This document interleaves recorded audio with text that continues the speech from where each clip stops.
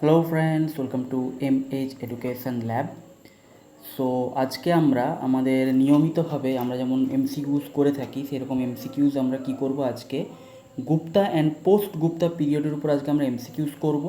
এবং আজকে কিন্তু এনসিয়েন্ট হিস্ট্রি কিন্তু আমরা শেষ করে দিচ্ছি এই চ্যাপ্টারের মাধ্যমে। তোমাদের যদি আরও কোনো টপিক মনে হয়ে থাকে যে টপিকটা তোমাদের দরকার, তোমরা আজ কমেন্ট করে জানাতে পারো যে স্যার এনসিয়েন্ট ইন্ডিয়ার এই পার্টিকুলার টপিকটার উপর আরও কিছু এমসিকিউ করালে ভালো হয়, তাহলে আমি চেষ্টা করবো সেই পার্টিকুলার টপিকের উপর এমসিকিউ করিয়ে দেওয়ার। আর না হলে কিন্তু আমি গুপ্তা এবং পোস্ট গুপ্তা পিরিয়ড আজকে এটা করিয়ে নেক্সট দিন আমি কী করবো, নেক্সট দিন কিন্তু আমি তোমাদের এটা মিডিভেল হিস্ট্রিটা শুরু করে দেবো। কী করে দেবো, আমি তোমাদের মিডিভেল হিস্ট্রিটা শুরু করে দেবো। ওকে, তাহলে এবার একটা জিনিস দেখো, প্রথম কোশ্চেন আছে এবং আজকে কিন্তু কোশ্চেনগুলো খুব বাছাই করা কোশ্চেন আছে, তবে একটু ভালো করে দেখো। প্রথম কোশ্চেন যেটা বলা হয়েছে কি, যে who among the following Gupta kings had another name Devagupta. এই গুপ্ত রাজাদের মধ্যে কার অপর নাম ছিল কি, দেবগুপ্তা। দেবগুপ্তা হচ্ছে কোন রাজার অপর নাম ছিল? তো দেবগুপ্তা যে অপর নাম ছিল যে রাজা, সেটা হচ্ছে কি, সেটা আমাদের সঠিক উত্তর কী যাবে, সেটা আমাদের সঠিক উত্তর হয়ে যাবে অপশান সি। ঠিক আছে, অপশান সি হচ্ছে আমাদের সঠিক উত্তর হয়ে যাবে গুপ্তা কিং চন্দ্রগুপ্ত দ্বিতীয় চন্দ্রগুপ্তর আরেক নাম ছিল কি, Devagupta. Devagupta was third and most significant of Gupta kings, এবং তিনি কি ছিলেন, তিনি হচ্ছে গুপ্তা রাজাদের মধ্যে তৃতীয় ছিলেন এবং সবথেকে বেশি সিগনিফিক্যান্ট ছিলেন। ওকে, নেক্সট কোশ্চেন দেখো। নেক্সট কোশ্চেন বলা হচ্ছে 2 নম্বর question, who among the following Gupta kings ascended the throne in the year of 56 of Gupta era. ঠিক আছে, এইটা একটু ট্রিকি কোশ্চেন। এখানে বলা হচ্ছে কি, যে 56 এডিতে গুপ্তা যুগের কোন রাজা হয়েছিলেন? সঠিক উত্তর হয়ে যাবে এখানে অপশান বি, এগেন চন্দ্রগুপ্ত দ্বিতীয় কত, in the year of 56 of Gupta এরা, গুপ্তা এরার 56তে, অর্থাৎ হচ্ছে আমাদের 319 এডিতে চন্দ্রগুপ্ত এটি। আবার বলছি 319 এডি, কিন্তু 56 কি গুপ্তা এরা, গুপ্ত যুগের শুরু থেকে, গুপ্ত যুগ যে শুরু হয়েছিল সেটাকে যদি আমি 0 ধরি, তার 56 বছর পরে 56 ইয়ারে কে রাজা হয়েছিলেন তিনি হচ্ছেন চন্দ্রগুপ্ত দ্বিতীয় Chandragupta created for himself the king of kings, Maharajadhiraja এই পদটা ওনার ছিল। And he extended his rule westward to Prayag and north central India, এবং তিনি পশ্চিমে প্রয়াগ থেকে শুরু করে নর্থ সেন্ট্রাল ইন্ডিয়া অবধি কী করেছিলেন, তার রাজত্বটাকে বিস্তার করেছিলেন। নেক্সট 3 নম্বর কোশ্চেন বলা হচ্ছে কি, the Gupta ruler who defeated the Hunas was. Again খুব ইম্পর্টেন্ট কোশ্চেন, কোন গুপ্ত বংশের কোন রাজা হচ্ছে হুনদেরকে পরাজিত করেছিলেন? সঠিক উত্তর হবে কি অপশান ডি, স্কন্দগুপ্ত কী করেছিলেন? স্কন্দগুপ্ত ছিলেন এমন একজন রুলার যিনি কী করেছিলেন, যিনি হচ্ছে এই এদেরকে মানে হুনদেরকে জব্দ করেছিলেন। তার আগে অবধি বলা হচ্ছে যে Skandagupta was the Gupta ruler who defeated the Hunas. Soon after his accession Skandagupta had to face the Hunas who had already proved themselves to be terror to the both Europe and Asia. And about the middle of 5th century AD, Skandagupta inflicted such a terrible defeat upon the Hunas that they dared not disturb the empire for nearly half a century. তিনি সেই সময় কী করেছিল, হুনরা হচ্ছে প্রচণ্ড অত্যাচার করছিল Europe এবং এশিয়াতে, কিন্তু আমাদের 5th century AD-র মিডিলে তিনি হুনদেরকে এমনভাবে পরাজিত করেছিলেন যে আগামী 50 বছর তারা আর এদিকে ঘুরে তাকাতে সাহস করেনি। Next question, 4 number question, which inscription of the Gupta period gives details regarding the sale of land বা আমাদের যে জমি বিক্রি, সেই জমি বিক্রির ডিটেলস সম্বন্ধে কোন ইনস্ক্রিপশানে জানতে পারা যায়? ঠিক আছে, জমি বিক্রির ডিটেলস সম্বন্ধে কোন ইনস্ক্রিপশানে জানতে পারা যায়?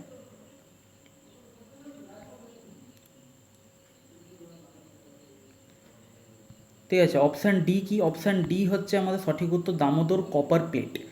কোন ইনস্ক্রিপশান? দামোদর কপার প্লেট বলে একটা ইনস্ক্রিপশান ছিল, সেখানে এটা সম্বন্ধে জানতে পারা যায়। দেখো বলা হচ্ছে Damodar copper plate inscription of Gupta period gives details regarding the sale of land.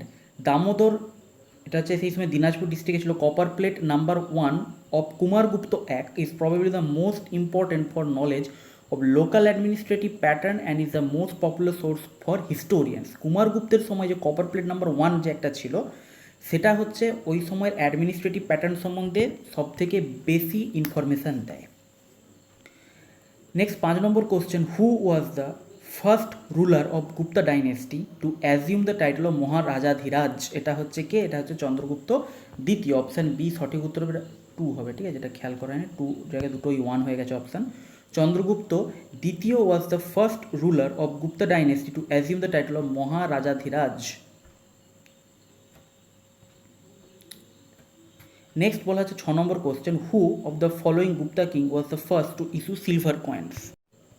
রূপোর যে কয়েন, রূপোর কয়েনের প্রচলন করেছিলেন কে সর্বপ্রথম? রূপোর কয়েনের সর্বপ্রথম প্রচলন করেছিলেন যিনি, তিনি হচ্ছেন অপশান সি চন্দ্রগুপ্ত দ্বিতীয়। মানে দেখতে পাচ্ছ চন্দ্রগুপ্ত দ্বিতীয় থেকে কোশ্চেন সব থেকে বেশি আসছে। আমি কোশ্চেনটা তুলেছি সেরকমভাবে, কারণ তোমার সমুদ্রগুপ্ত যে আরেকজন আছেন, সমুদ্রগুপ্ত সম্বন্ধে কোশ্চেন খুব কমন, এটা তোমরা সকলেই জানো, তাই বাকি অন্যান্য রাজাগুলো সম্বন্ধে তোমাদের আমি কোশ্চেনগুলো এখানে বেশি দিয়েছি। দেখো বলা হচ্ছে কি চন্দ্রগুপ্ত দ্বিতীয় was the first to issue silver coin. The large number of beautiful gold coins issued by Gupta dynasty as a testament to the imperial grandeur at that age.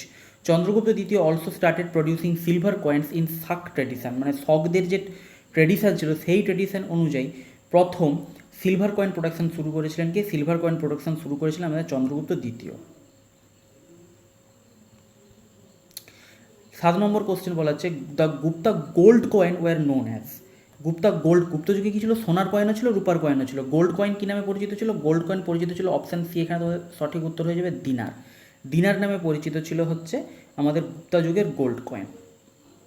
তো সেটাই বলা হয়েছে যে Gupta gold coin known as dinar. World's first gold, আচ্ছা এখানে একটা জিনিস একটু দেখে নাও যে ওয়ার্ল্ডস ফার্স্ট গোল্ড কয়েন কারা এনেছিল, সেটা হচ্ছে Greek, made in Lydia about 640 BC. The earliest Indian coins were silver, and it was not until about 100 AD that the Kushan Empire Bhima Khadbises introduced the first Indian gold coin. এই জিনিসটা আমি আগের দিনের প্রশ্নের মধ্যে আলোচনা করেছিলাম যে আমাদের ইন্ডিয়াতে প্রথম গোল্ড কয়েন এনেছিল কে? বিমা খাদবিসেস, যে হচ্ছে আমাদের কে ছিল? আমাদের কুষাণ এম্পায়ার ছিলেন। Okay, and which was a gold dinar bearing the image of Shiva, এবং যেখানে কি ছিল? শিবের ছবি দেওয়া ছিল, মহাদেব শিবের ছবি লাগানো ছিল এর মধ্যে। তাহলে প্রথম আমাদের ভারতে এনেছিল কে গোল্ড কয়েন? সেটা হচ্ছে 100 AD-তে আমাদের ভীমা খাদবিসেস, তার আগে সব সিলভার কয়েন ছিল। নেক্সট 8 নম্বর কোশ্চেন বলা হচ্ছে, the travel account of Fa-Hien is known as. Fa-Hien যে আমাদের ভারতে এসেছিলেন তার ট্রাভেল অ্যাকাউন্ট কী নামে পরিচিত ছিল? সেটার নাম ছিল কি? সেটার নাম ছিল অপশান সি ফোকোকি। ফোকোকি।